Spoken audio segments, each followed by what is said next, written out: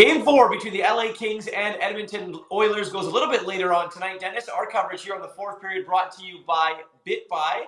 Use referral code TFP to receive up to $50 in free crypto while terms and conditions apply. Dennis, you've been around this LA Kings team for a very long time. What's the mood been like around this bunch the last couple of days? You know, it's hard to remain focused that the series is 2-1 for Edmonton when the last 2 games were 14-2. Yeah. So I think it's the mental approach. It's the Kings have to get back to their identity. They have to play their system when they get down a goal or two.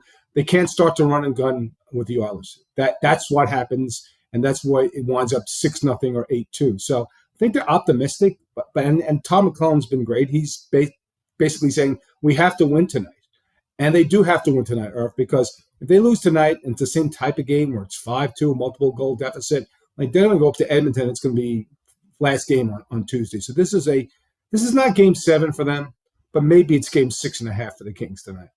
How do you get back to what you did well in game 1 after what happened in game 2 and 3 if you're LA? It's their passing game. They have not passed the puck well in these losses. And it's the simple passes, the 5-foot passes that Mikey Anderson talked about, they're not completing in these second and third games. So I think that's it. It's about structure, and it's about, look, they have very inexperienced players in this lineup. And it's the first time that Quentin Byfield, and he might come back in tonight, or Arthur Kaliev, or Sean Dursey, or Jordan Spence is playing the Stanley Cup playoffs. And it's a very different game. Even Blake Lizotte, when we talked to him yesterday, he said it's much more physical when you get to the postseason. And they're just getting a dose of what it's really like to play against a great offensive team that is clicking on all cylinders. So I think they're optimistic, but they know if they don't play their system into their identity, which got them to the playoffs, it's going to be another long night here in Los Angeles tonight. Well, I guess the biggest thing for the Oilers is, from their point of view, what is the message from their head coaching staff? I mean, they played 2 pretty good hockey games in games 2 and 3, and you have to try and continue it there in game 4. I think the message Jake Woodcroft has to give to his team is that don't let up. Don't take things for granted. The series is not over, and it truly is 2-1.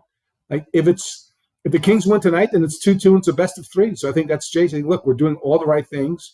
Like Connor and Leon, go and do your thing. But it's the bottom 6 guys who have been more aggressive and more physical, like a Zach Cassian, Ron McLeod, Warren Fogle. Those guys have played their roles. And so I think it's just to play to their identity was an up-tempo team that's going to not forecheck the Kings very hard, but they're going to get all their opportunities basically off the rush. I think it's just more of the same in the games 2 and 3. I think the nerves that might have been present, and they talked about their nerves in game 1 in Edmonton, like they're not there anymore. These 2 games, this ain't a nervous team anymore, Irv. So it's again, I just think you just try to emulate the formula that the Oilers had in games 2 and 3, and they expect to win game 4. DB, thank you so much for this. The LA Kings are looking to even things up in Los Angeles a little bit later on tonight, while the Edmonton Oilers looking to go home with the 3-1 series win.